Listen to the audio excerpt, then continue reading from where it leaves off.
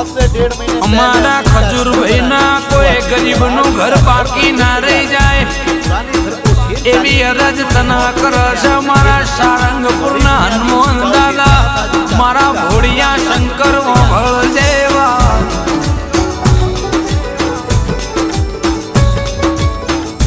પોતે તાપનો તડકો વેઠ્યો એ ઠંડી વરહાદ ના જોઈ અધરાત મધરાત ના ઉજાગરા કરી ગરીબ નો સાપરું જો ન ઘરમાં પલટી નોખ્યું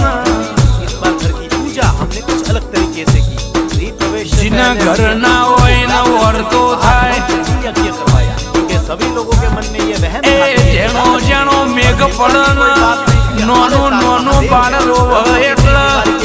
जिना ना होए न वेदना थाय